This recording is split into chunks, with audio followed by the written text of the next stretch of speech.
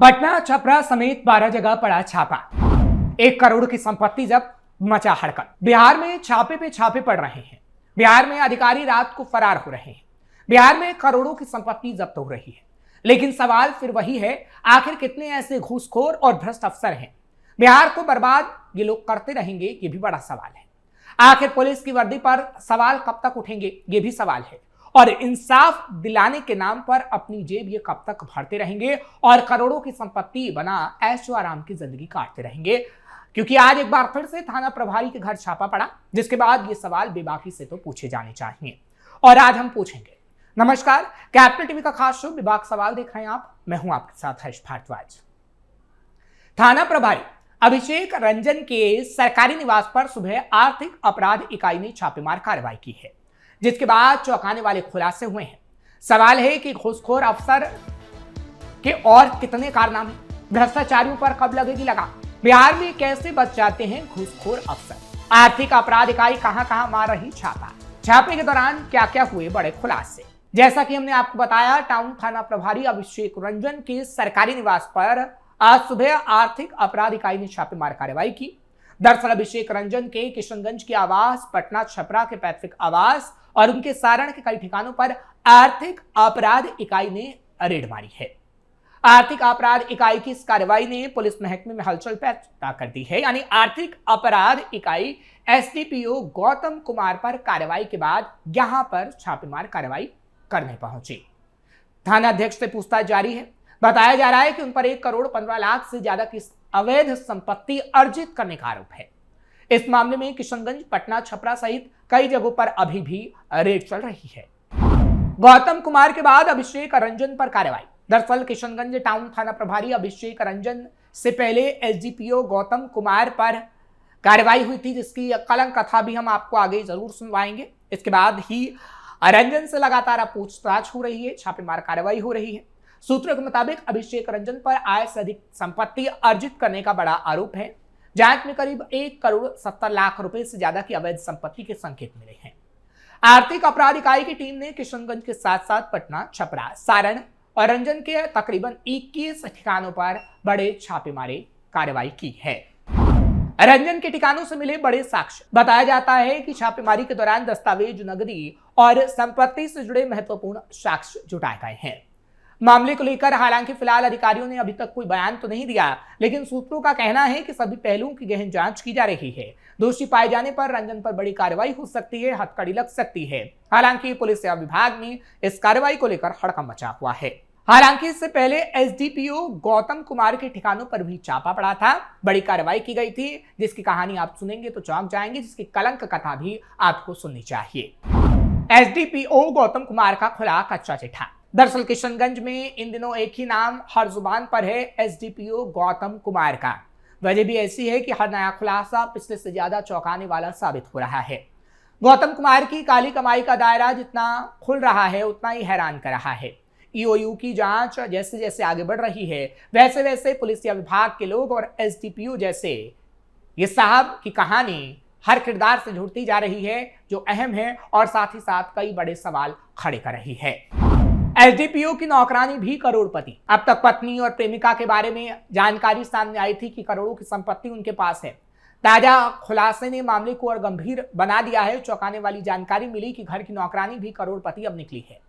ताजा खुलासे के मुताबिक पारो नाम की नौकरानी जो एसडीपीओ के घर काम कर रही थी, खुद लग्जरी लाइफ भी जी रही थी। बताया जा रहा है कि वो थार गाड़ी से घरेलू काम करने आई थी। इतना ही नहीं, उसके पास रॉयल एनफील्ड बुलेट बाइक भी थी, जो उसे गिफ्ट में मिली थी। एक आम घरेलू कामगार यानी नौकरानी की जिंदगी और ये शाही ठाट जांच एजेंसियों को सबसे ज्यादा चौंका रही है। ताजा खुलासे के बाद नौकरानी पारो अपने परिवार के साथ फरार बताई जा रही है। जांच एजेंसियां अब उसके बैंक खातों, संपत्ति और निवेश की बारीकी से जांच कर रही हैं। एक अधिकारी यानी एसडीपीओ और उसके आसपास के हर करीबी के करोड़पति होने की कहानी अब सिर्फ भ्रष्टाचार का मामला नहीं, बल्कि एक पूरे सिस्टम की कहानी को बयां कर रही है, जिससे बाद सवाल तो पूछे जाएंगे। जांच एजेंसियों का कहना है कि कहानी अभी खत्म नहीं हुई है, परतें खुल रही हैं। कार, बुलेट के अलावा लाखों का बंगला, पारो की लाइफ यानी उस नौकरानी की लाइफस्टाइल सच में ऐसी थी कि चौंकाने वाले खुलासे तो और भी हो रहे हैं। दरअसल सामने आए फोटो और वीडियो में कभी बुलेट के साथ, कभी कैश के साथ, तो कभी एसडीपीओ गौतम कुमार और उनके करीबी लोगों के साथ वो नजर आती। एक वीडियो में उसके हाथ में लाखों रुपए कैश दिख रहे हैं, तो एक तस्वीर में वो झंडोत्तोलन कार्यक्रम में अधिकारी के साथ खड़ी दिखाई देती है। मीडिया रिपोर्ट के मुताबिक पश्चिम बंगाल के सीमावर्ती इलाके से उसके नाम पर एक आलीशान बंगला भी है, जिसकी कीमत करोड़ों में बताई जाती है।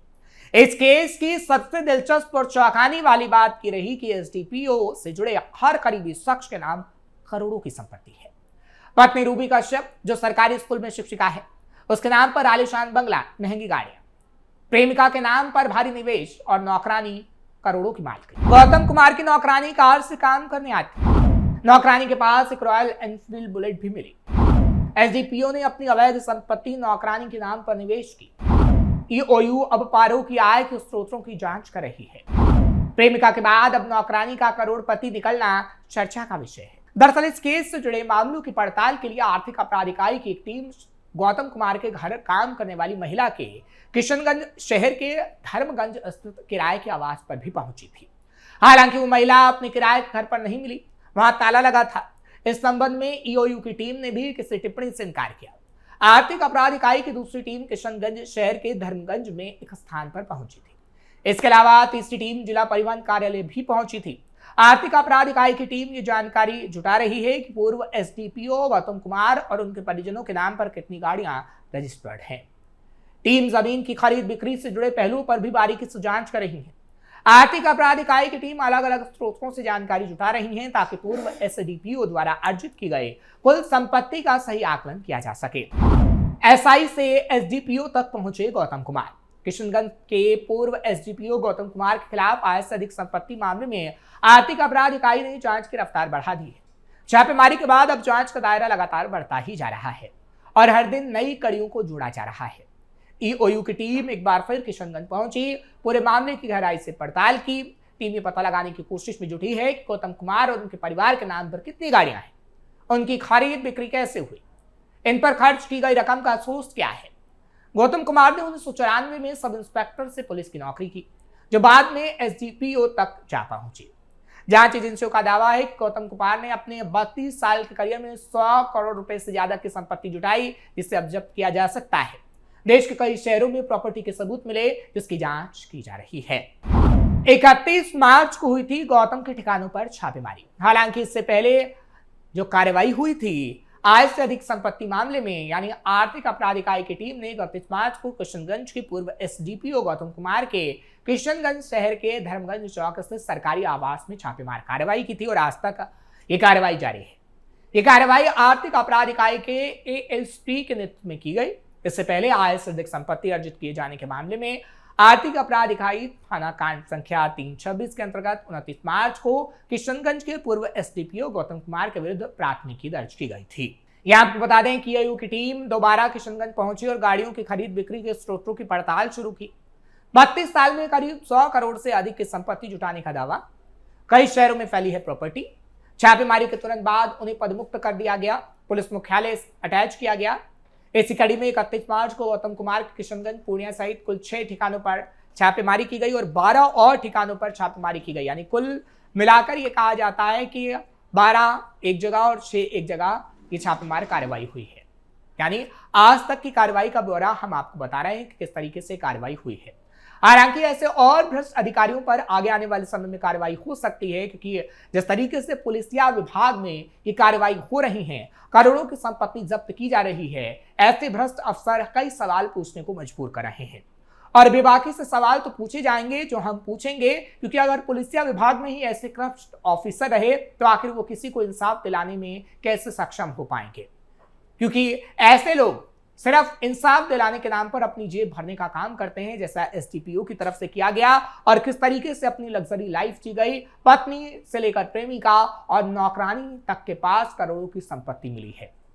ऐसा करने वालों पर सख्त से सख्त कार्रवाई होनी चाहिए, उनकी गिरफ्तारी होनी चाहिए और आगे आने वाले समय में ऐसे कई और भ्रष्ट अधिकारी मिले तो कहीं ना कहीं जांच का विषय तो है, लेकिन प्रशासन पर भी बड़े सवाल खड़े होते हैं कि बिहार को भ्रष्टाचार का दिमक जिस तरीके से खा रहा है, आगे आने वाले समय में दीमक और बिहार को खाता है या इस दीमक का इलाज किया जाता है, ये बड़ा सवाल है।